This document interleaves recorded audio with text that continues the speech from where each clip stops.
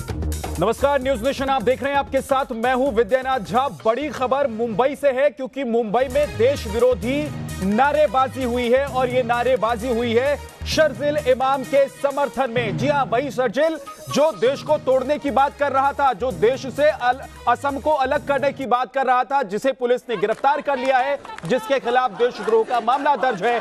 कई राज्यों की पुलिस ने उसे तलाशा, जिसके बाद वो अब पुलिस की गिरफ्त में है। लेकिन दूसरी तरफ जो तस्वीर हम आपको दिखा रहे हैं इस वक्त, मुंबई के आजाद मैदान की ये तस्वीर है, जहां पर आप देखिए और पहचानिए कि ये नारेबाजी करने वाले, देश के खिलाफ नारे लगाने वाले कौन कौन लोग हैं।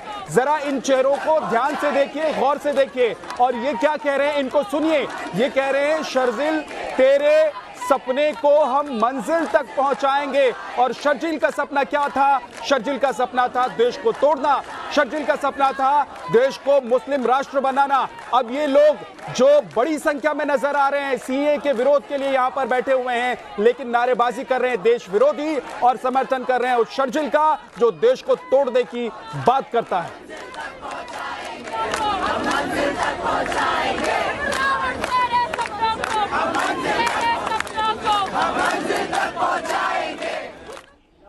और अब आपको दिखाते हैं कि इस नारेबाजी के खिलाफ बीजेपी के नेता किरीट सोमैया ने शिकायत दर्ज कराई है।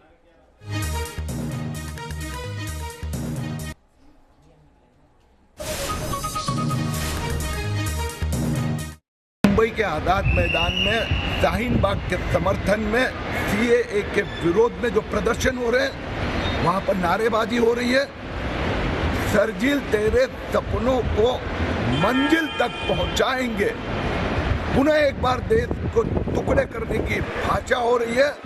मैंने मुंबई पुलिस को इस संबंध में कंप्लेंट दी है, वीडियो भी भेजा है। तुरंत इनके ऊपर कार्रवाई होनी चाहिए।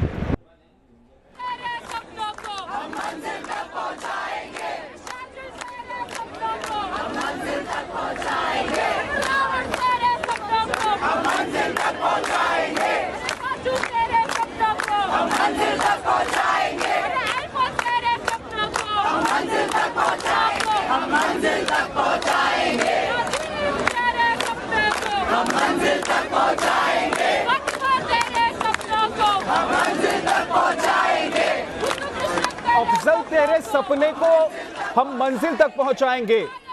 शर्जील तेरे सपने को हम मंजिल तक पहुंचाएंगे। अफजल गुरु, जी हां, देशद्रोही जिसे फांसी हो चुकी है, उसका सपना क्या था, उसने क्या किया था, ये पूरा देश जानता है, ये पूरी दुनिया जानती है। और ये लोग चाहते हैं कि उसके सपने को साकार करे, उसके सपने को मंजिल तक पहुंचाए।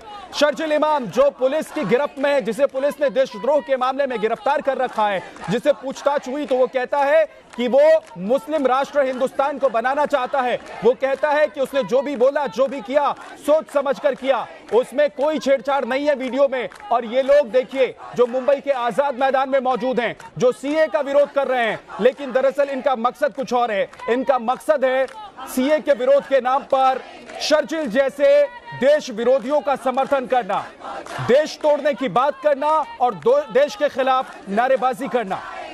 श्वेता गुमसे हमारे सहयोगी हमारे साथ जुड़ गए हैं। श्वेता, ये कौन लोग हैं, कौन सा संगठन है, और ये कोई इक्का दुक्का लोग नजर नहीं आ रहे हैं कि ये प्रदर्शन करने वाले और सीए के विरोध में बैठने वाले आजाद मैदान वाले बोले कि ये हमारे साथ के नहीं थे, ये कहां से आए, कहां चले गए, हमें पता नहीं है। ये सब वहीं के लोग हैं, वहीं देश विरोधी नारेबाजी कर रहे हैं।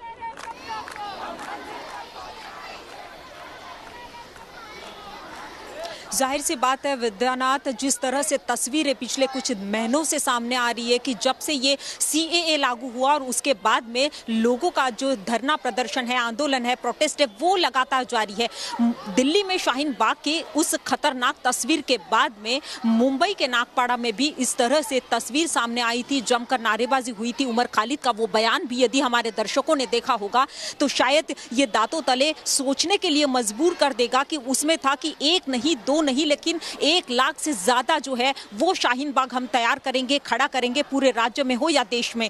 लेकिन उसके बाद में अब जो आजाद मैदान में जिस तरह की नारेबाजी लगाई गई है वो सबसे ज्यादा खतरनाक साबित हो सकती है लोकतंत्र के लिए। क्योंकि विद्यानाथ, ये सोचने वाली बात है, सिर्फ शर्जिल के सपनों को पूरा करने की बात यहाँ के युवा वर्ग नहीं कर रहे। यहाँ के लोग, वो लोग कह रहे हैं कि साफ तौर पर शर्जिल और पायल के साथ रावण के भी सपनों को उनके मंजिल तक पहुंचाने की बात की जा रही है। विद्या, लेकिन यहाँ पर ये बात है कि जिस तरह से एलजीबीटी के कुछ लोगों ने आजाद मैदान में यह आंदोलन रखा, एक प्रोटेस्ट रखा एकता के लिए, लेकिन उसके बीच में कुछ ऐसे उपद्रवी आते हैं और वहां पर नारेबाजी लगाते हैं। उसके ऊपर चाक चौबंद व्यवस्था पुलिस अपनी ओर से रखती है, लेकिन नारेबाजी लगाई जाती है और उन नारेबाजों के साथ में वो निकल जाते हैं।